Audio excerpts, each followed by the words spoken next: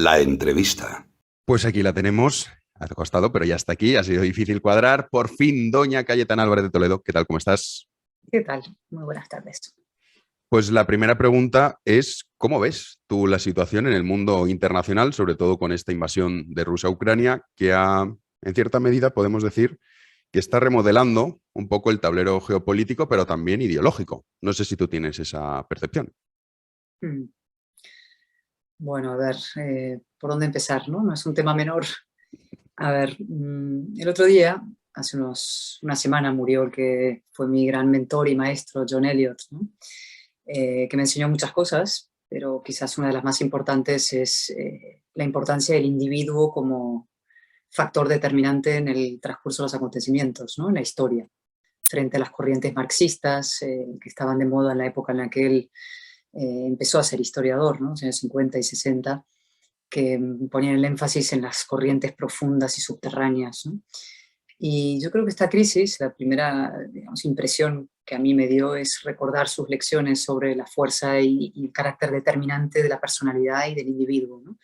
Encarnado en dos personas, ¿no? Por un lado en el gran villano de esta historia, en el mal encarnado, que es la figura del presidente ruso, que no está loco, en mi opinión. Yo creo que esa idea de que está loco es un consuelo que buscamos los occidentales para justificar el haberle dejado llegar hasta aquí. Y la otra figura, del lado del bien, del lado de la democracia liberal y su defensa, del lado del coraje y la valentía, es la figura del presidente de Ucrania, ¿no? Y por ir al fondo de la cuestión, encarnada en esas dos personas, hay efectivamente dos visiones del mundo, ¿no? Dos visiones.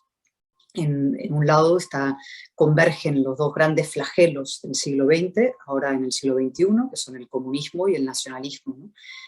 Putin sí tiene un plan ideológico, tiene un proyecto político, en el peor sentido y más indeseable de la palabra, que es la reconstrucción de un mundo soviético, la reconstrucción de esa gran Rusia. Es un proyecto etnicista, nacionalista, que destroza el principio más luminoso que emerge de la Segunda Guerra Mundial, vinculada a las ideas de la ilustración, que es esa idea de que las comunidades políticas no se construyen en base ni a la lengua, ni a la cultura, ni a cuestiones étnicas, por supuesto, sino a la idea de ciudadanía, ¿no?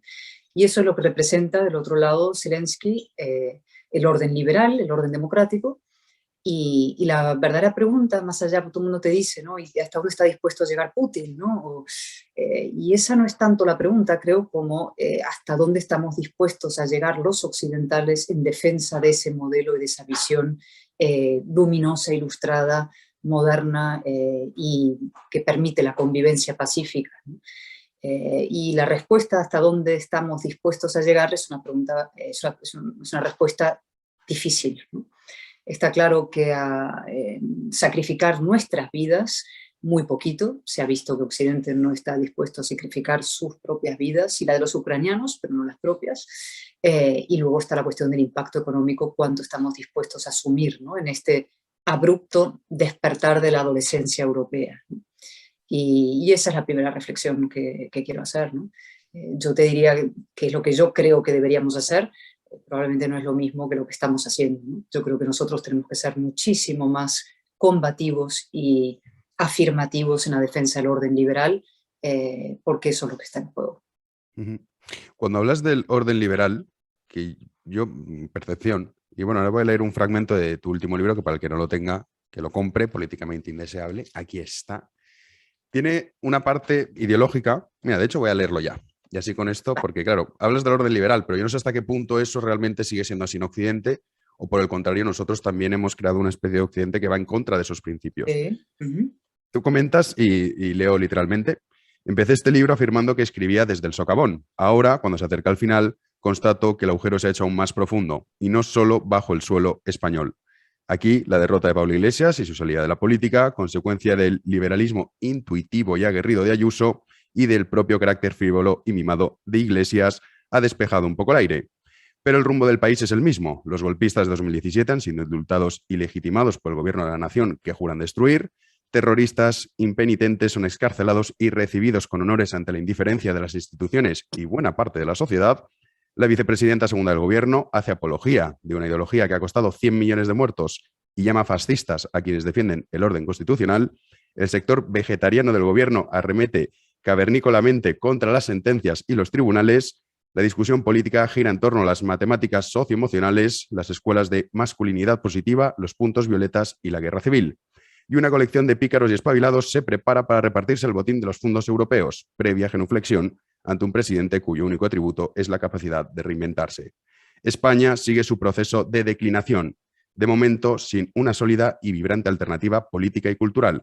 Con un agravante, Occidente también retrocede. Es decir, esta degeneración ideológica, podríamos decir, que sufre España no es solo, ojalá fuese la excepción España, pero podemos decir que es la norma en la Unión Europea y en Europa o en Occidente, para decirlo también en Estados Unidos pasa exactamente lo mismo, en Canadá.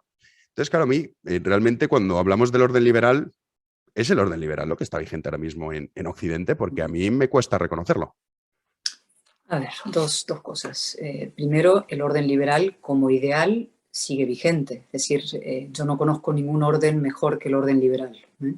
Insisto, como un ideal, una serie de valores nacidos o perfeccionados en la Ilustración, de control del poder, o sea, el poder limitado, la democracia, la libertad del individuo por encima de los colectivos, la igualdad ante la ley, etc., ¿no? Ese orden liberal como ideal, insisto, sigue vigente. ¿Qué es lo que ha pasado? Efectivamente, ese capítulo es el último del libro y abre un poco el foco a hablar de lo que pasó en Afganistán como un repliegue del orden liberal sobre sí mismo, ¿no? Y ahora que se habla mucho del concepto de quintacolumnistas, ¿no? Yo creo que efectivamente los quintacolumnistas no son solamente las Ione Belarras y las Monteros y toda esta gente muy marginal y en el fondo defensora de ideas perfectamente sórdidas e identificadas con todo lo peor y con el fracaso, ¿no? Podríamos incluso decir que todo Occidente es una quinta columna de sí mismo, ¿no? Es decir, hemos ido desde las últimas décadas para aquí renunciando a nuestros principios, a nuestros ideales, a nuestro supremo valor moral que tienen nuestras ideas, desde la estúpida convicción de que esas ideas o no son mejores que las otras, o como son nuestras no tenemos derecho a eso que dicen imponerlas en otras zonas del mundo, ¿no? Cuando esas ideas del orden liberal no son buenas porque son nuestras, son buenas porque permiten a cualquier individuo en cualquier rincón del mundo que hable cualquier lengua, con cualquier acento, con cualquier color de piel, prosperar y florecer en una sociedad abierta y una sociedad civilizada. Y efectivamente, como decías, sí se ha producido un repliegue, y como te decía, todo Occidente es una quinta columna sobre sí mismo, de sí mismo, ¿no? Y esa quinta columna, ¿de dónde se ve? Se ve en dos, digamos, en dos conceptos y luego en muchas anécdotas o incidentes concretos, ¿no? Los conceptos son el enorme cinismo del que adolecen muchos de los liderazgos occidentales y la cobardía general, ¿no? Y esta cosa del sálvese quien pueda, ¿no? Todo siempre envuelto en palabras bonitas, porque nos encanta la idea de ser solidarios. Por ejemplo, somos, y es verdad que lo somos, enormemente solidarios, por ejemplo, a la hora de acoger refugiados, pero y enormemente insolidarios a la hora de evitar que existan refugiados. O sea, no estamos dispuestos a asumir el coste, el precio que tiene la defensa de la libertad y el evitar que existan esos flujos de refugiados, ¿no? Uh-huh. Luego también en el libro hay otro fragmento que me parece muy interesante y es que dices literalmente, no creo que Occidente en general, ni España en particular, deban tocar fondo para remontar. Entre otras cosas porque he visto a pocos muertos resucitar y sobre todo sé que lo moral es lo eficaz.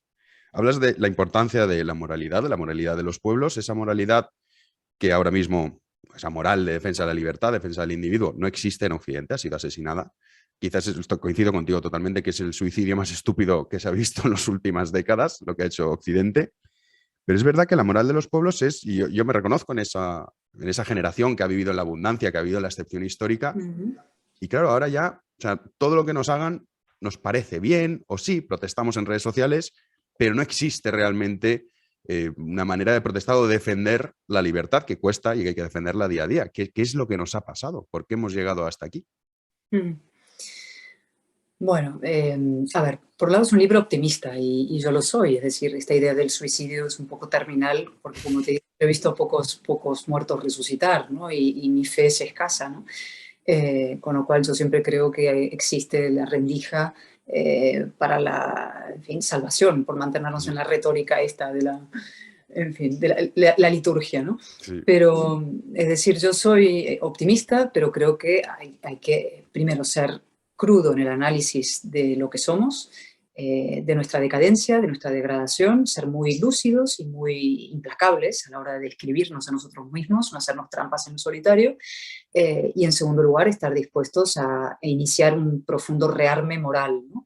Ese rearme moral lleva a otros tipos de rearmes también, ¿no? No entro ahora en el plano puramente bélico o militar, aunque la defensa es parte del ser adulto, es decir, las sociedades no se defienden simplemente cantando John Lennon en las playas y ¿no?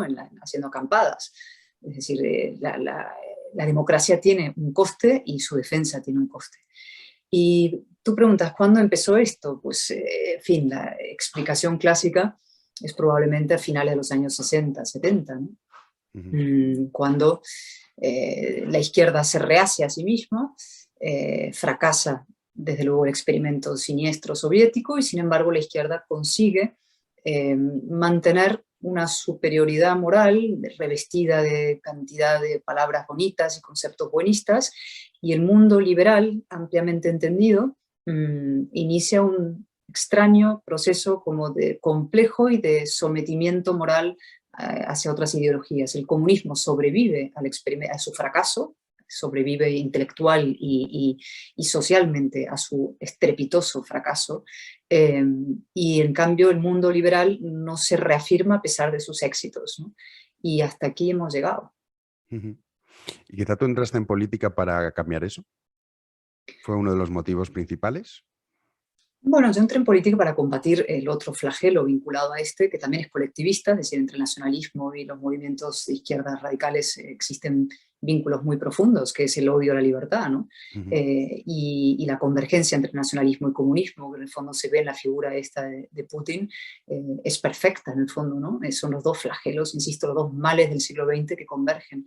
Yo me metí en política para luchar sobre todo contra el nacionalismo, cuando llegué a España y con todos mis filtros y prejuicios anglosajones y porteños, descubrí que este país no era esa caverna folclórica, atávica, en fin, reñida insoportablemente con la modernidad que pintaban los de fuera, sino que era una democracia joven, tierna, y a su vez vilmente azotada por las fuerzas reaccionarias, por el nacionalismo y por el terrorismo de ETA en la época, ¿no?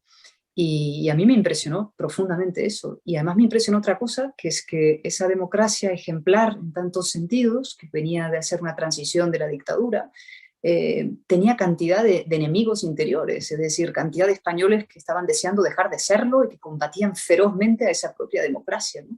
Y luego los complejos que había dentro del orden, dentro del espacio constitucionalista a la hora de defender a esa democracia de sus agresores, ¿no? Como si fuera un plano completamente invertido, ¿no? Un espejo al revés.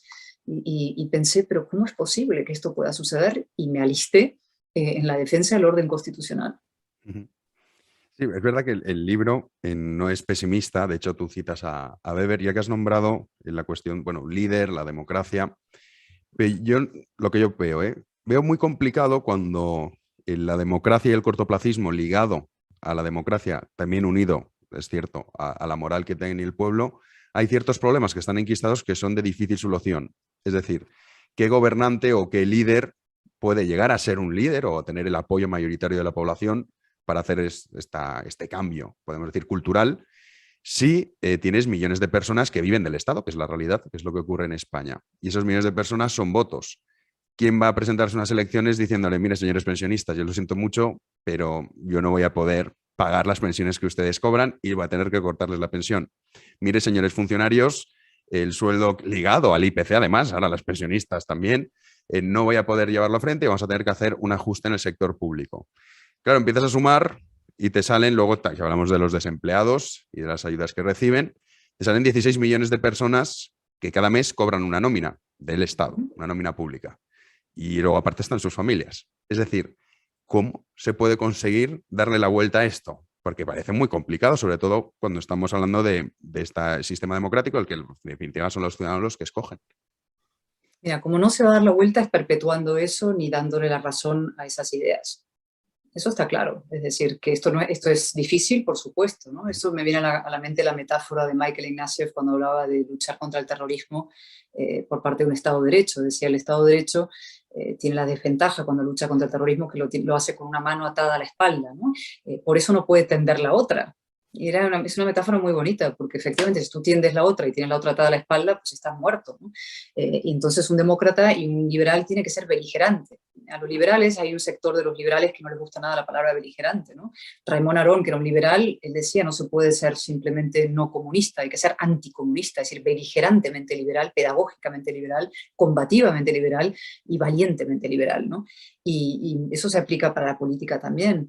Y yo, fíjate, frente a esa idea de que los ciudadanos son menores de edad, que no pueden aceptar esos discursos del sacrificio y que hay que tratarles como compañeros calientes y decirles las verdades a medias, utilizar eufemismos porque entonces no te van a votar, yo no estoy de acuerdo. Yo creo que la gente está deseando ver a políticos que les hablan con respeto y con verdad. Y que les dicen, mira, el camino no es fácil, yo no te voy a vender ficciones, no te voy a cantar milongas, no te voy a decir que todo es fácil y el Estado lo puede pagar todo simplemente porque es falso. Te voy a acompañar, evidentemente tenemos un estado del bienestar enormemente razonable, con niveles de protección, en fin, suficientes, y lo que hay que estudiar es que sean viables y que podamos acompañar eso de un sistema razonable, ¿no? Pero no te voy a contar mentiras. Y quiero reafirmar esta idea de que los ciudadanos están dispuestos no solamente a entender ese mensaje, sino a votar ese mensaje. Por volver a la frase inicial, que yo repito mucho, eso de que lo moral es lo eficaz. Y ahora no me refiero simplemente a, digamos, grandes palabras. Vamos al hecho de Madrid, por ejemplo. En Madrid se ha hecho una política de hablar con verdad, de asumir las dificultades enormes de procesos de reforma y procesos difíciles en la pandemia, por ejemplo, y mucha gente salió a votar eso. Sí, Y más en momentos de zozobra, ¿no? O sea, decirle a la gente después de una pandemia y una guerra como esta que vamos a salir porque nos va a pagar todo el Estado, o Europa va a venir a financiar, los pensionistas alemanes van a pagarnos la fiesta, o no solo la fiesta, por ponerlo en términos más, digamos, sensibles, la recuperación, es que no es verdad. Es que eso no va a suceder. Entonces, eso es un voto hoy y un enorme malestar pasado mañana, o mañana mismo, ¿no? Es pan para hoy, hambre para mañana electoral. Y además es engañar a la gente. Y la política tiene que dejar de engañar a la gente y tratarles como bebés que no pueden aceptar la realidad de las cosas.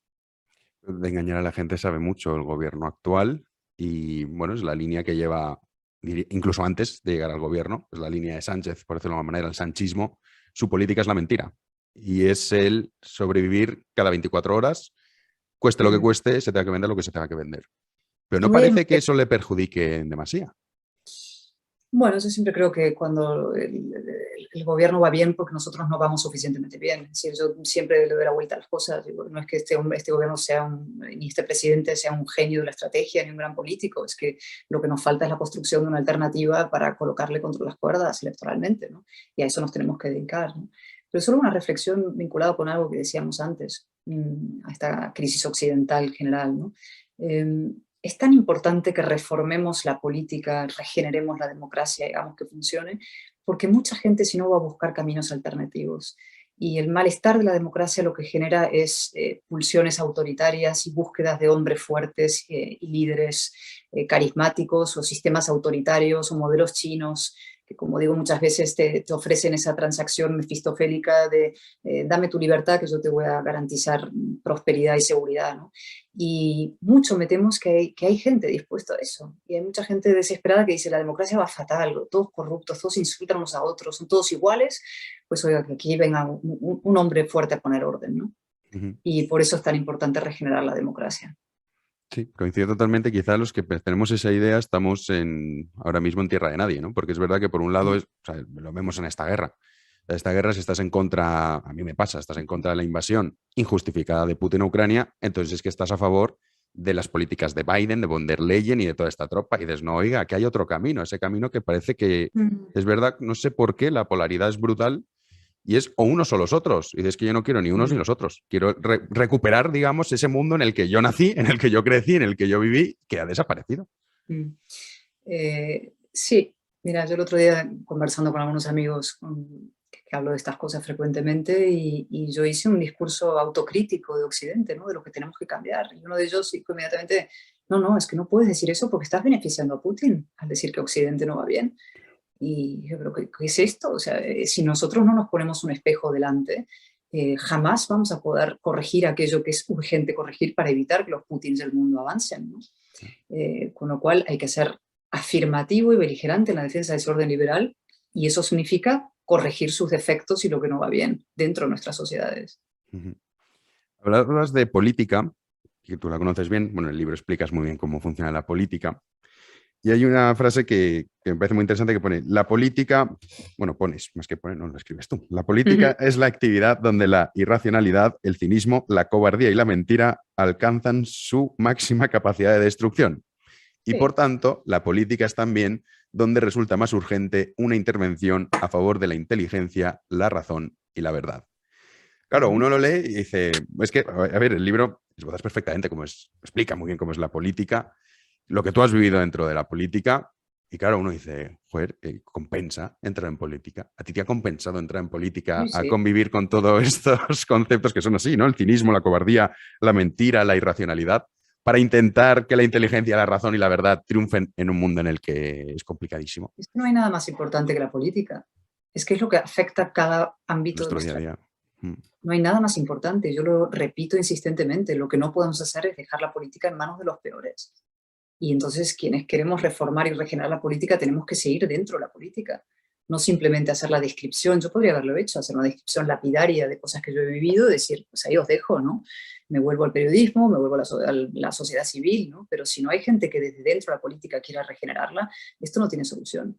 Y además insisto en la parte noble de la política, y el párrafo, casi párrafo final del libro, en las últimas páginas, lo abordo directamente, ¿no? Yo digo, mucha gente que después de haber leído esto pensará, esta señora debe dejar su escaño. Sería lo coherente y lo lógico. Y yo digo, de ninguna manera, ¿no? Primero porque nada hay más importante que la política, y porque existe una política deseable que no es fruto de mi idealismo, y quiero subrayarlo, no es digamos, una ficción leída en libros de texto, ¿no? Todo el mundo es Churchill, no, o sea, la política es cruda, es desagradable, es conflictiva, en fin, tiene cosas como el ser humano, ¿sabes? O sea, es el ser humano en su expresión, en fin, la parte más oscura, pero también la parte más luminosa. Y digo en el libro que yo he visto nobles y extraordinarias vocaciones políticas a mi alrededor, y he tenido la suerte de trabajar con personas que son así, que lo viven así, que trabajan así, servicio a su país y a sus principios, ¿no? Y eso es lo que hay que intentar potenciar. El problema es cuando el modelo que tenemos o el sistema que tenemos político beneficia que surjan y se consoliden prácticas y personas en fin, que hacen flaco favor a esa visión de la política, ¿no? Tenemos que intentar que los mecanismos de la política de los partidos favorezcan el mérito y a los mejores, ¿no? Reagrupar a los mejores y promover a los mejores. Ujú. Sí, ojalá sería desde luego un antes y un después. Y Bueno, hablando de... Se puede, sí, se puede. Es complicado, pero se puede, desde luego. Sobre todo es tan sí. importante, sobre todo esa batalla de las ideas, ¿no? Que mucha gente renuncia a ellas y simplemente pues está más centrado, y ahora hablando del PP y ligando esto con el nuevo PP, que las elecciones se ganan presentando un cuadro de cuentas que digan, mira qué bien manejamos el tema macroeconómico. Si eso fuese así, evidentemente no ganaría nunca las elecciones el Partido Socialista, y lo cierto es que las gana. Entonces, claro, esto, el abandono de la derecha tradicional, de los valores y de las ideas, de la defensa de esas ideas, al fin y al cabo también es como el gran aliado de la izquierda, que dice, oye, pues es que esto es maravilloso. No combaten ideológicamente lo que yo propongo, y claro, presentando un cuadro macroeconómico, pues es difícil que uno pueda ganar las elecciones, o que la gente, yo no conozco a nadie que vaya a votar con ilusión por luchar contra el déficit. No conozco a nadie. Ni por reducir la deuda pública, aunque tenga un enorme impacto en nuestro día a día. Pero la realidad es que la gente no vota en cuestión a ese tipo de cosas. Yo creo que eso nace de un doble desprecio bastante absurdo a las ideas y a las personas, porque para empezar no hay buena gestión sin buenas ideas. La idea de que una cosa es la gestión y otra cosa es las ideas es falsa. La buena gestión, ¿y por qué los gobiernos liberales o de derechas gestionan mejor en general que los de izquierdas? Porque las ideas de libertad de sociedad abierta, etcétera, son mejores que las ideas de control, estatalización, etcétera, de la izquierda, ¿no? O sea que hay una vinculación íntima entre gestión e ideas, con lo cual es falsa esa ruptura. En segundo lugar, cuando la derecha lo que hace es de decir yo me ocupo simplemente de los números y le dejo las ilusiones, el corazoncito, los ideales y las pasiones y todo eso a la izquierda, está cediendo una enorme parte de lo que moviliza a los seres humanos. A las personas, claro que nos importa el bolsillo, la cuenta llegar a fin de mes, pero no solamente. Somos seres emocionales también, y seres con ideales y con principios y con valores y con una moral, ¿no? Y esa es la parte política, en el mejor sentido de la palabra. Y no podemos entregársela, regalársela a la izquierda para que haga de ello lo que pretende la izquierda, ¿no? Con lo cual yo creo que eso es lo que te decía del desprecio al ser humano, no entender lo que es el ser humano. El ser humano se mueve también por ideales. Y se trata de en fin, de apelar también a eso y hacer pedagogía política en ese campo. Sí, de hecho, bueno, las elecciones en la Comunidad de Madrid que comentabas antes es un ejemplo de eso, ¿no? Que se utilizó esa parte. Hablando en términos nacionales y del partido en el que estás, Partido Popular, ¿cómo ves esa regeneración con Alberto Núñez Feijóo, ese nuevo PP? Que bueno, yo no sé cómo lo ves de nuevo, de viejo, de renovado. ¿Cuál es tu opinión al respecto? No, yo no pongo las palabras nuevo y viejo porque a mí me hace gracia, ¿no? Cada 6 meses es nuevo PP, nuevo de nuevo, pero luego hay gente que vino del pasado, pero entonces es nuevo viejo, bueno. No, en fin, desde luego es el fin de una etapa, que es la etapa de Pablo Casado, que, en fin, resultó una profunda decepción para mucha gente, gente que le votó con entusiasmo en un congreso y que yo, en mi caso me volví a la política, ¿no? Movida también por la esperanza de que esto iba a ser una etapa distinta en dos frentes, en el frente orgánico y en el frente electoral o político ideológico, ¿no? Y en el frente orgánico resultó, en fin, ser un fracaso también moral, es decir, que acabó nada menos con acusaciones de corrupción sin prueba a una compañera de partido, en este caso la persona que dio a la alternativa una oportunidad, es decir, una auténtica barbaridad lo que sucedió, movido por cuestiones personales, absurdas además, de las que hablo en el libro, porque yo fui viéndolo venir, es decir, sí. Esto es un proceso muy largo, no es algo que pasa en 2 semanas, o sea, esto empezó hace mucho, tiene que ver con los celos, tiene que ver con cuestiones tan pequeñitas de los seres humanos, ¿no? Y luego en el frente ideológico, el abandono del mandato, la traición de un mandato de construcción de un proyecto ideológico alternativo a la izquierda y al nacionalismo. Yo eso lo viví, yo hablo de mi caso particular, como una decepción y una cancelación mía a cámara lenta por intentar dar esa batalla cultural en varios frentes, ¿no? Entonces es el fin de esa etapa.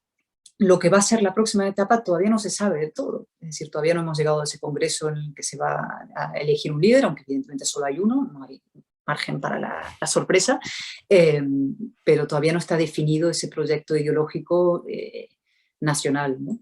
Yo sí he dicho un par de cosas simplemente sobre cómo me gustaría a mí que fuera, y sobre eso sí me puedo extender, ¿no? A mí me gustaría que fuera un proyecto inequívocamente nacional, es decir, que no fuera, que no caigamos nunca en la tentación de volver a un rancio modelo como de suma de varones, es decir, una especie de seda 3.0, ¿no?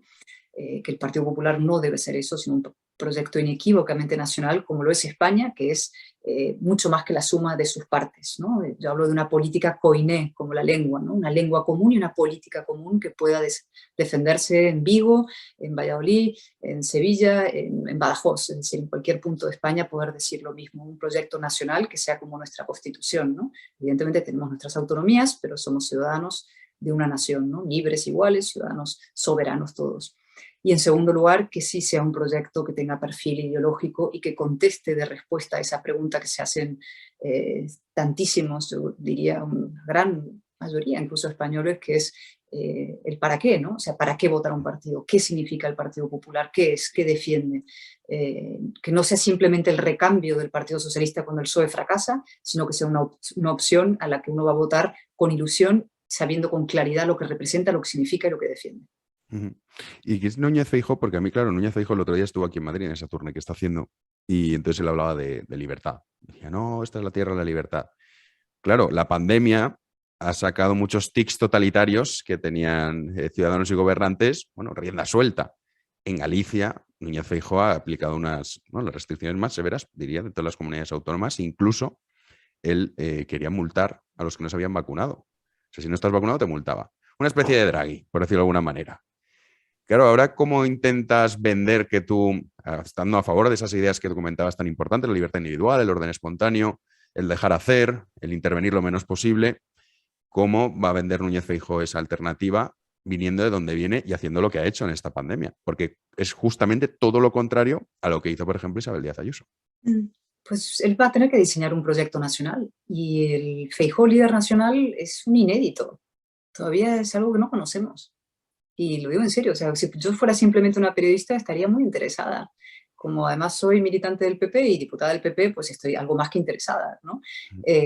Pero va a ser muy interesante ver cómo digamos, el Feijóo, que fue presidente de Galicia, exitosísimo, por cierto, con 4 mayorías absolutas, de pronto pasa a ser un líder nacional en unas circunstancias enormemente distintas. Es decir, pasa a ser líder de la oposición, no jefe de gobierno, muy distinto, en un ecosistema mediático muy diferente al que conoce, con una competencia en su espacio electoral feroz, debo decir, Vox avanzando, ¿no? Desde hace ya tiempo, de manera muy sólida, y con un Partido Socialista que está haciendo maniobras una vez más, Sánchez, como se reinventa cada 6 meses en función de las circunstancias, intentando avanzar a eso que podemos llamar la centralidad política, si es que Sánchez y la centralidad son compatibles en algún modo, ¿no? Pero está haciendo gestos de alejamiento de Podemos y acercándose al plan comandante en jefe español, ¿no?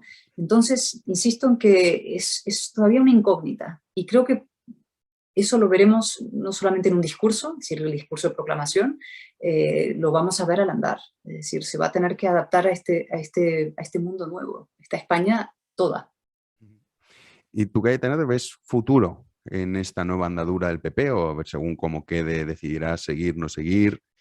¿Cómo ves tú? Porque claro, mucha gente se pregunta eso, ¿no? Dice, bueno, ¿y Cayetana qué va a hacer ahora? Estaba claro que con Casado al frente era cuestión de tiempo que ya no pudiese repetir en las elecciones. Pero ahora con Núñez Feijóo, ¿cómo te ves tú? O sea, ¿eres optimista? ¿Crees que de verdad el PP va a hacer lo que tú crees, y yo también, que debería hacer? ¿O por el contrario va a seguir en este viaje al centro que nunca acaba, nunca tiene fin? Has decretado que yo no iba a repetir con Casado, yo nunca perdí la esperanza, no sé.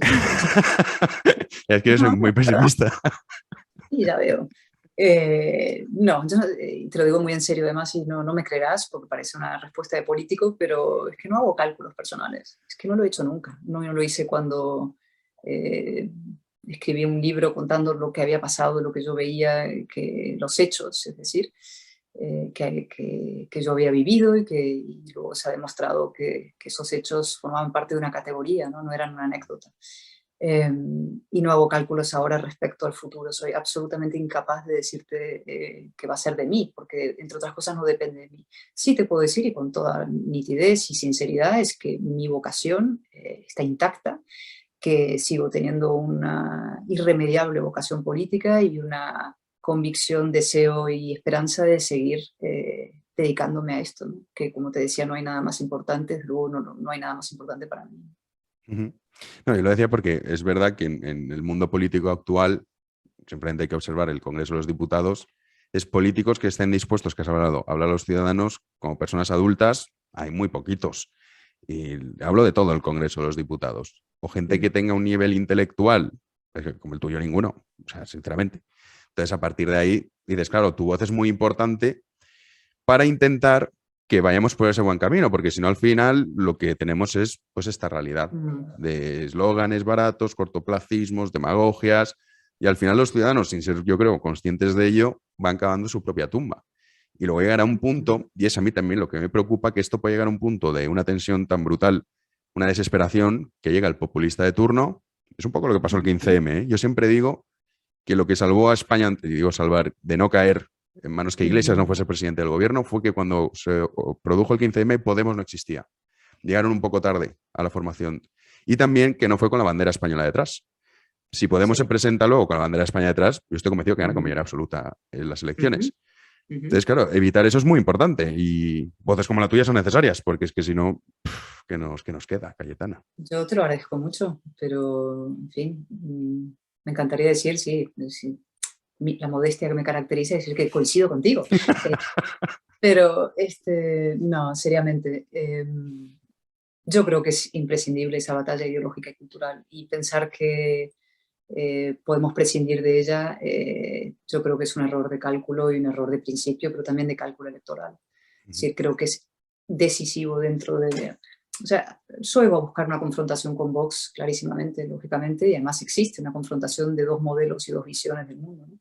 Y el PP no se puede quedar simplemente, digamos, pasivamente aplastado por esa confrontación. Tiene que marcar su territorio, tiene que ampliar su territorio, tiene que ensancharlo y necesita conseguir 176 escaños, no por sí solo, porque no lo vamos a poder conseguir una mayoría absoluta, creo. Y como digo siempre, ¿no? mi optimismo tiene un límite, pero sí necesitamos ensanchar ese espacio político y conseguir 176 en coalición con otros y preservar nuestra hegemonía dentro de esa alternativa, ¿no? No solamente conseguir una alternativa, sino preservar, en mi opinión, la hegemonía dentro de la alternativa. Y eso creo que no se puede hacer prescindiendo de una batalla cultural. Estoy rotundamente convencida, ¿no? Y eso empieza por decir la verdad.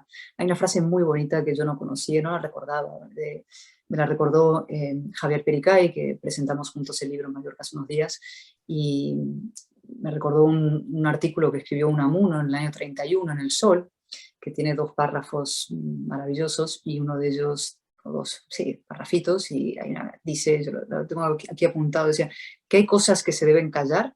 Pues bien, no. Lo que hay que decir son las cosas que se dice que no deben decirse, ¿no?